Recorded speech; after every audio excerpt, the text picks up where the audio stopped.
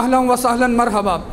اب میں اگلے شریک مقابلہ طالب العلم اعظم طارق درجہ اولا مدرسہ تجوید القرآن ضلع پونچھ سے ان کا تعلق ہے۔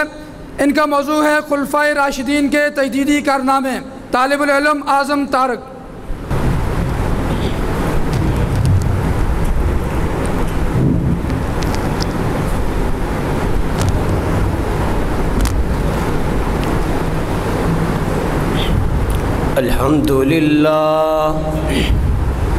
الحمد لله وكفى وسلام على عباده الذين اصطفى أما بعد فأعوذ بالله من الشيطان الرجيم بسم الله الرحمن الرحيم فإن آمنوا بمثل ما آمنتم به فقد اهتدوا صدق الله العظيم وقال النبي صلى الله عليه وسلم أصحابي كالنجوم فبأيهم اقتديتم اهتديتم أو كما قال عليه الصلاة والسلام۔ انتہائی واجب الاحترام آج کی اس عظیم الشان فقید المثال محفل میں تشریف لانے والے حضرات علماء کرام اور میرے بہادر غیرت مند نڈر بے باغ بے خوف طلباء کرام ساتھیوں، آج کی اس عظیم الشان فقید المثال محفل میں جس موضوع کو لے کر میں آپ کی خدمت میں حاضر ہوا ہوں وہ ہے خلفائے راشدین کے تجدیدی کارنامے۔ سامعین محترم، خلفائے راشدین وہ عظیم ہستی ہے انبیاء کے بعد جن کا رتبہ سب سے اعلیٰ ہے۔ وہ خلفائے راشدین جنہوں نے دین اسلام کی خاطر اپنے بچوں کو یتیم کروایا۔ وہ خلفائے راشدین جنہوں نے دین اسلام کی خاطر اپنے بیویوں کو بیوہ کروایا۔ وہ خلفائے راشدین جنہوں نے دین اسلام کی خاطر وطن سے بے وطن ہو گئے، گھر سے بے گھر ہو کر دین اسلام کے لیے قربانیاں دی۔ چنانچہ سیدنا صدیق اکبر رضی اللہ تعالیٰ کے بارے میں آتا ہے، حضور علیہ السلام غزوے کے موقع پر مال جمع فرما رہے تھے۔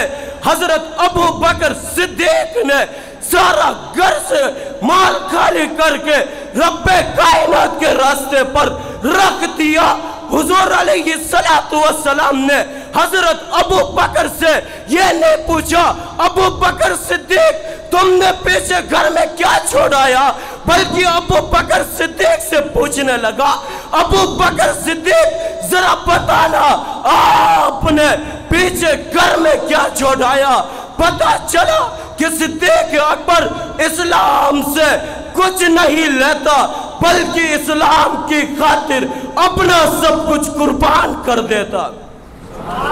سامعین محترم، وقت مختصر ہے، میں اتنے لمبے کشائی تقریر نہیں کر رہا ہے۔ دوسری بات آتی ہے سیدنا عمر فاروق رضی اللہ تعالیٰ، یہ وہ خلیفہ ہے جنہوں نے اسلام لاتے ہی بیت اللہ کا دروازہ کھلوایا۔ یہ وہ عظیم ہستی ہے جنہوں نے بیت المقدس کو آزاد کیا، غلام کو گھوڑے پر بٹھا کر خود پیادل چل کر بیت المقدس کو آزاد کیا۔